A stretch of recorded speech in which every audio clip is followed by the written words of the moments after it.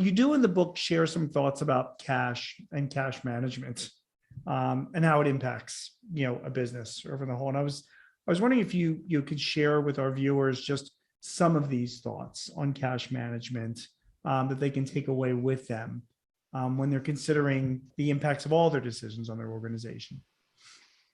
Yeah, sure. Well, Gene, I guess one of my great hopes for the grid was that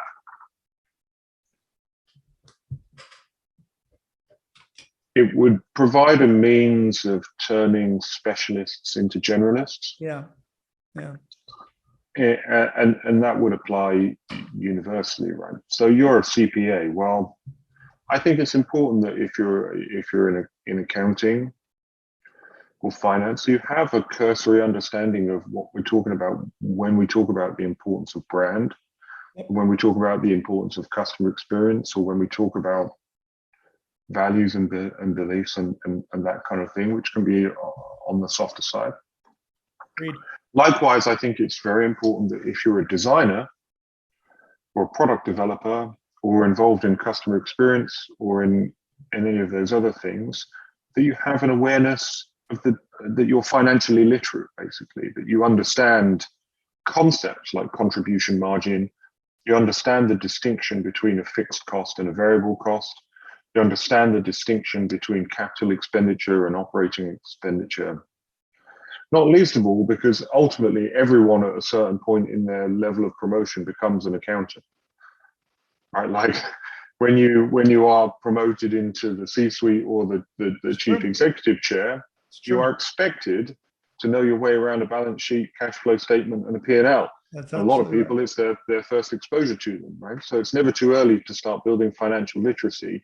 And you also see that, again, a number of crises are caused by people making product decisions without considering the financial implications of them.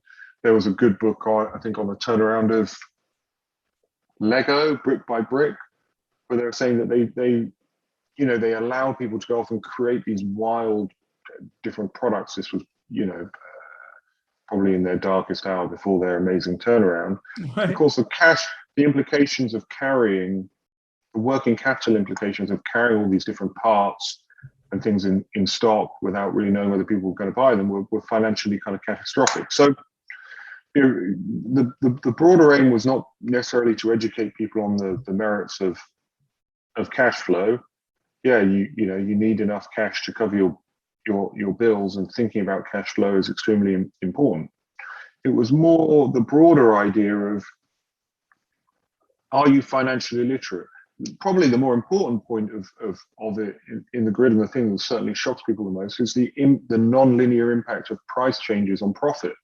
Like when you show people that, let's call it a 2% reduction in price can cause a 20% reduction in profit, because when you discount price, it has a much bigger impact on the amount of profit that each product makes.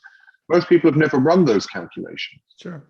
So when they see them, they're like, holy fuck, like look how much money we're throwing away with this mad discounting. Or look how much more money we could make if we just increased our prices by 1%, 3% or 2% or whatever. They just don't think about it, right? So actually the pricing element of the grid has been enormously eye-opening for a lot of people who have literally never given it a second thought. They just pick a price and go with it, and then they never revisit it, and then they never adjust it.